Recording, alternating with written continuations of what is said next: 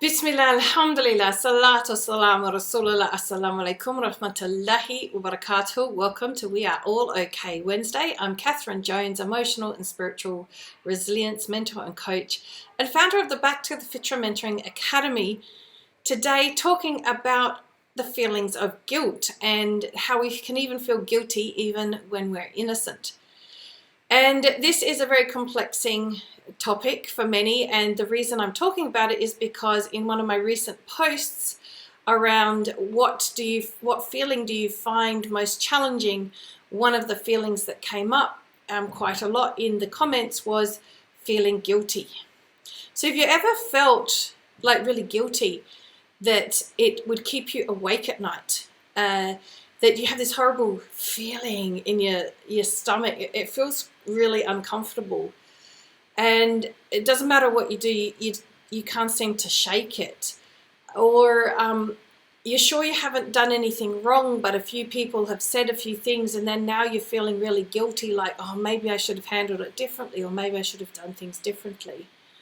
Well, I found that we have a lot of misconceptions around the topic of guilt, that we are actually using the feeling of guilt as a sign or a gauge or a way of understanding what's going on, and that in fact isn't what's happening.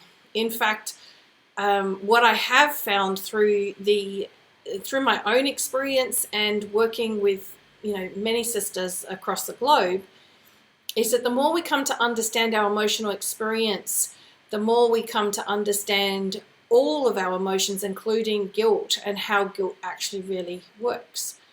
So there was a time actually where it was very easy to set me off feeling guilty. In fact, if you look at emotional blackmail, I use the acronym FOG, fear, obligation, guilt. They're the emotions that somebody who's emotionally blackmailing you uses to get you to comply to their way or their wishes, what they want you to do.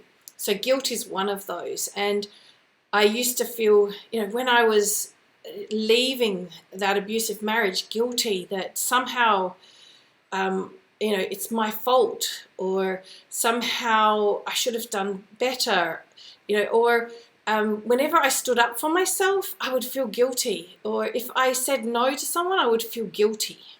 So what is with that, right? That's what I want to teach you today, is talk about this feeling of guilt and what it really means. Actually, the key is that it actually doesn't mean anything other than you're having guilty thoughts. And that's all it is.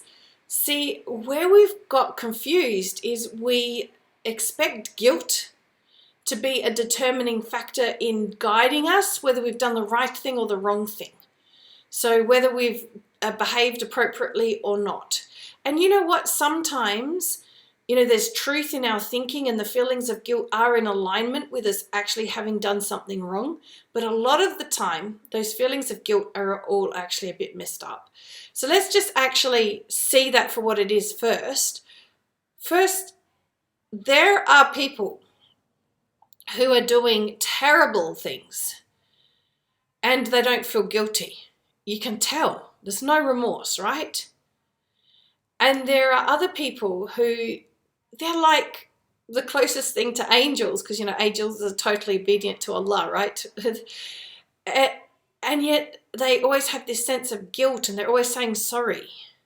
You have met those sort of people that apologize for everything because they're just like, they're feeling like they've done the wrong thing, and yet they haven't done anything wrong. So you can see from those two examples, guilt isn't telling us anything about the person's behavior or their status. Guilt is a feeling that comes from thought, just like any other feeling that comes from thought. And if you're having guilty thoughts, you have guilty feelings.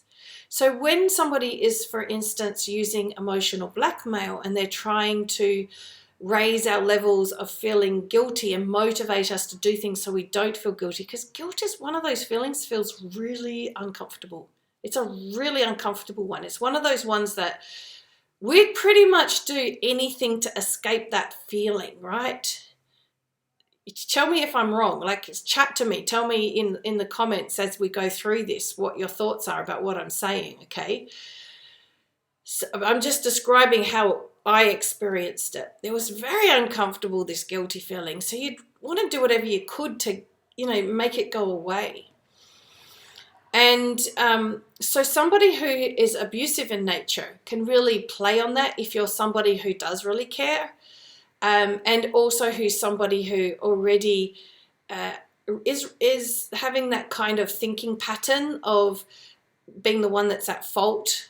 It's very easy then to seed ideas. So someone who emotionally blackmails us is no different to the shaitan who's whispering in our ear. It's only if we take them seriously that it actually works. I know that because now I don't take it seriously, and so emotional blackmail doesn't work on me at all. At all. Like water running off off a waxed car. I thought of that because I just waxed the car on the weekend and it rained and I saw the water running off it. You know how it just beads up and it just rolls off. It's a bit like that, because it only works on us if we buy into the story. If we believe it. And it's the same with, for instance, when shaitan whispers in our ear. Shaitan has no power over us, just the power of suggestion. It's only if we take those suggestions seriously that anything comes of it, right? So it's the same thing. So our guilt is not actually telling us something. This is the key point of this. Our guilt is not telling us something. What we want to be able to do is actually reflect from a neutral perspective on our behavior and see for ourselves, did we do something to displease Allah that we need to repent for or not? And yes, feelings of remorse are good. Feelings of remorse are different to feelings of guilt. Feelings of remorse don't have such a uncomfortable feeling that you want to escape from. Feelings of remorse they're a calmer type of feeling, and they're very motivating feeling because it's a motivating feeling towards fixing the situation, towards moving towards apologizing, rectifying, repenting to Allah. So remorse is a good feeling, whereas guilt isn't necessarily. And we can get confused between the two. So if you feel yourself wanting to escape the feeling and it feels horrible, it's probably, just guilty thoughts. If you can hear noise in the background, just excuse me. They've got a workshop going on here where I work, and they're obviously having a good time. Whereas if you feel this sense of, oh, I stuffed up, I better fix that, and there's this sort of calm motivation to restore things to the way they should be, to apologize, it becomes effortless actually to apologize. There's not a lot of thinking around it because it's like, I want to fix this for the sake of Allah. That's the difference. One is debilitating and one is motivating. So that's really important to be able to see those differences. But it is also really important to understand guilt for what it is and not give it a meaning. It's not telling you something. If you're someone who's feeling guilty all the time, number one thing to notice is, what is that about?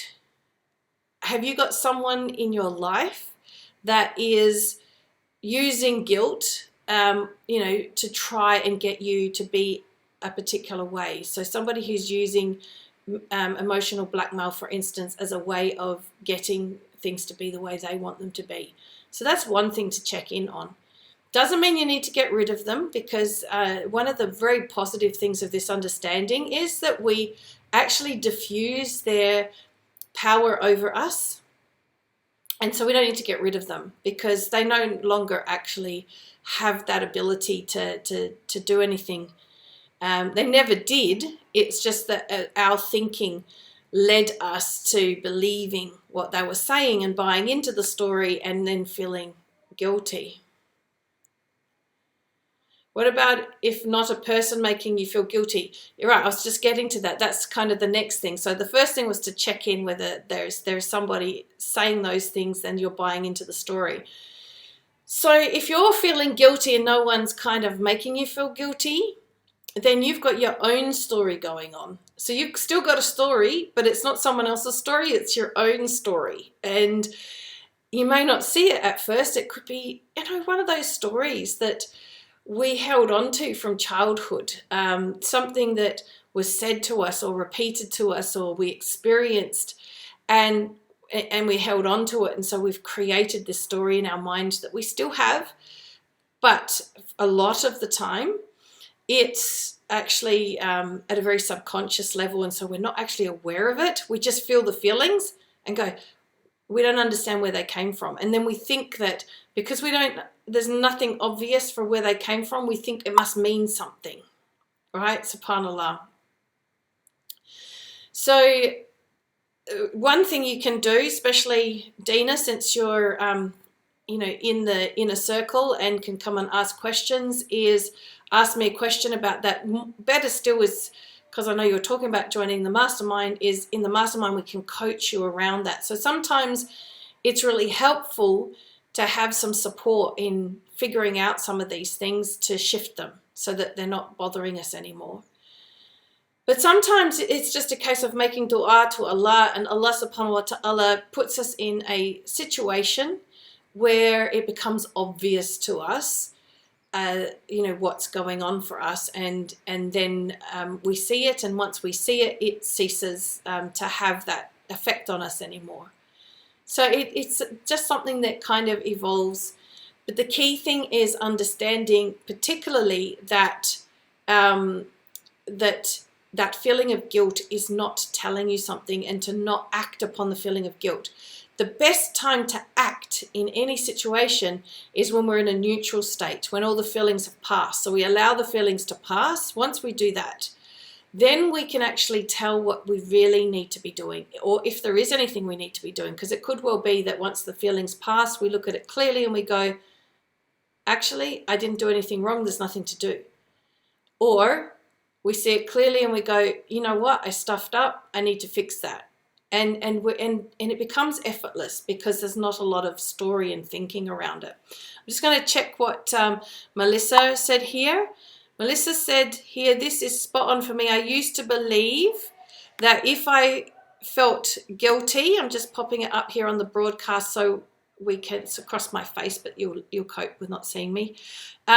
This is spot on for me. I used to believe that if I felt guilty, it meant I'd done something wrong, and I spent too much energy trying to figure out what I did wrong, to the point of not sleeping, just trying to figure out where the guilt was coming from. The reality was I hadn't done anything. It leaves you open to people to take advantage of you in those moments. That's very, very true. It does leave you vulnerable when you're caught up in that type of thinking. Jazakallah khair for sharing that one. And then Melissa's gone on to say, it's amazing the clarity we get once we see it for what it is. Absolutely. And while you're here, Melissa, because Melissa's one of the sisters who's almost finished the certification process to become one of the coaches and mentors of the program. So Melissa, tell me, that shift, did that just happen just as your understanding deepened? Or did you have to actually work on the feeling of guilt and work your way through it to figure it out and resolve it? Or was this one of those things that just became clear as you got a deeper understanding? I'd love for you to share that with us, inshallah. Because I think that one of the other misconceptions that we have is that when we discover that there's something like this that we have going on, that, okay, that means that we've got this long journey ahead of reprogramming ourselves or fixing ourselves or whatever, or healing ourselves or whatever language you want to use, when the reality is it's about getting a deeper understanding, and then through that understanding things shift. Subhanallah. So yes, guilt isn't telling us anything. Trying to pursue why you're feeling guilty is trying to pursue why you're thinking. We're always thinking, we've always got thoughts passing, and sometimes those thoughts are angry thoughts, and sometimes they're sad thoughts, and sometimes they're guilty thoughts. And here's what Melissa has answered to my question, because there's always a bit of a delay. It happened when I stopped trying to fix it, alhamdulillah. perfect answer. And that's kind of how it works. The more we stop focusing on the problems and the more we start learning how things really work, the more the things that aren't working right actually self-correct. That's probably the best way of putting it. It's like self-correction, isn't it? Because if I say it was fixed, it means that it was broken, and nothing was broken. It's just that you couldn't see that it didn't work the way you were thinking that it worked, right? So it's like a self-correction that happens automatically. So Dina's asking the question, meaning going with the flow. So it is kind of going with the flow, but the going with the flow is also with a showing up and continuing to learn and explore and reflect. So we are still doing something because we are still moving ourselves forward, right? We're still trying to deepen our understanding of our existence, and through that, things start to resolve themselves or become clear. So but we're not trying to go in and tackle the problem head on like other modalities like CBT or NLP or any of these other processes do. We're not tackling things individually. We are looking at how we work from a holistic perspective.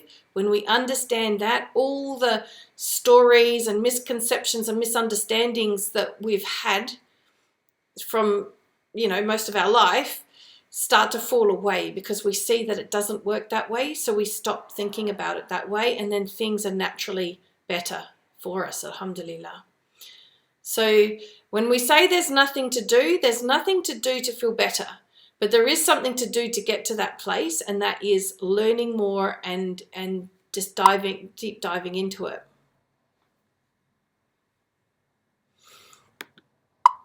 So Dina has asked the question here. Hang on a minute. All the things are all popping in now.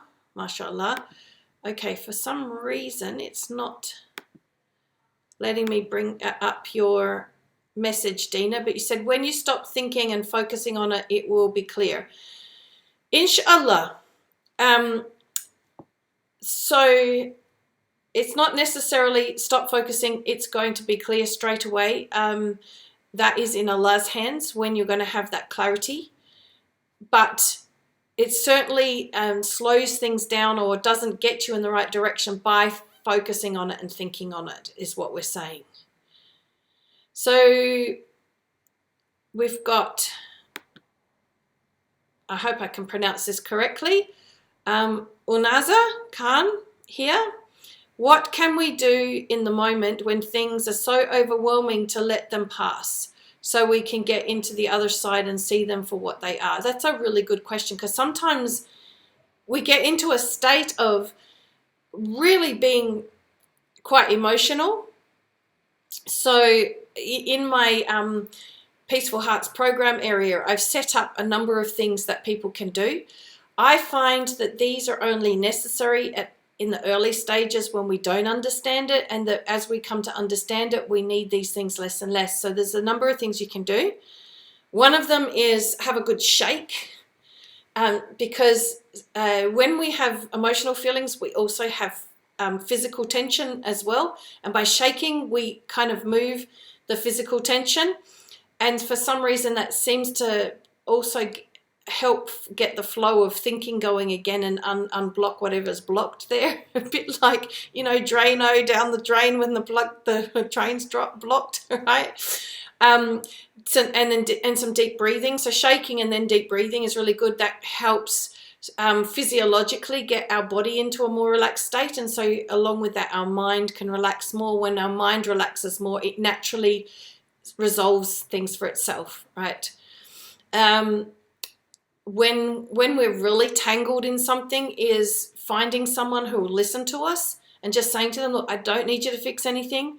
I don't want any advice or questions. Could you just, if we put a timer on for 5 minutes, listen to me as I just speak out loud? And the speaking out loud process can help us see where our thinking has gone astray. It's quite amazing how self-correcting our mind can be given the right conditions, right? The conditions that aren't right is when everyone's advising us or asking us 1,000,001 questions, and so they're directing our thinking down their path instead of us having the opportunity to have our own thinking direction. And then the last one is what we call the inner salam method, and that is where we kind of look for where we're feeling it in the body. So for instance, sometimes when we can be anxious, it kind of feels like it's in the chest or in the throat. More often in the chest, feels like can't breathe. So we focus on where we're feeling it physically and just concentrate on the physical feeling. And what that tends to do is gets us out of our head, because why we're feeling so caught up in the emotions is because our thinking is caught up in what's going on. By our focus being internally, what I feel happens is that caught up thinking has the opportunity to settle. And so then we get back into that self-correction mode. But the key thing is, if there are people around you when you feel like that, is do not have important conversations with them. Do not try to set limits with them or correct anything with them. And don't do anything particularly important in that moment, because we're likely to say or do something that displeases to Allah, because in that moment we're being run by our feelings rather than our wisdom.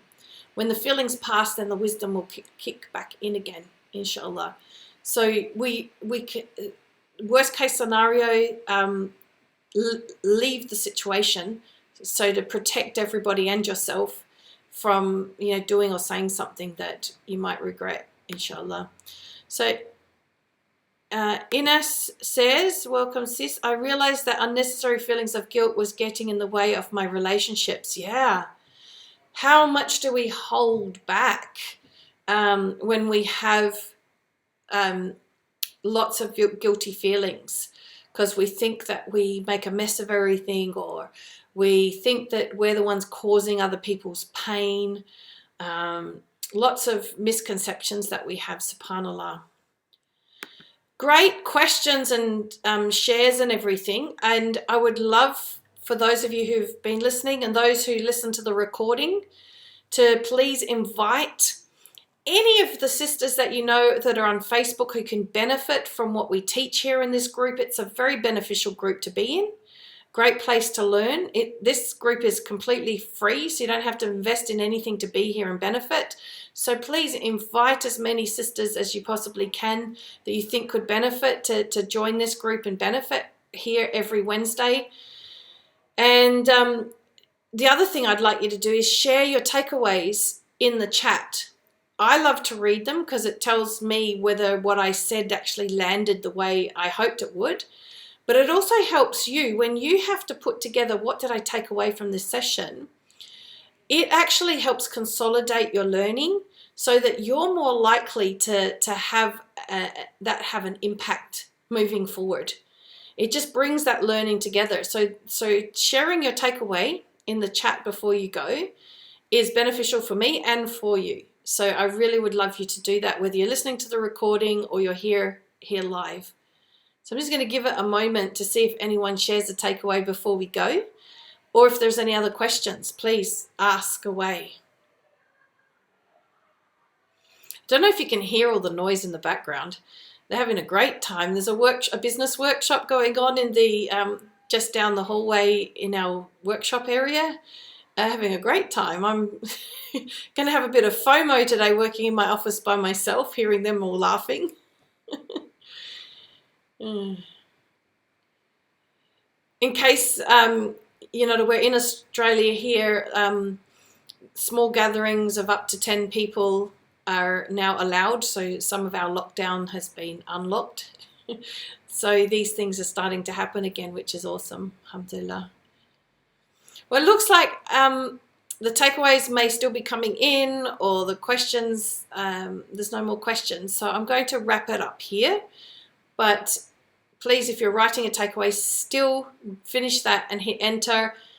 and invite people. Before we go, what I want you to do before we go, hit the hearts. Let's get lots of hearts happening. Let's give this post a boost so that others in the group remember to come and listen to this, because I think it's an important topic on guilt. I think we all struggle a lot with guilt. So just give this video lots of hearts so that Facebook will share it more if you can. Let's see how many hearts we can get.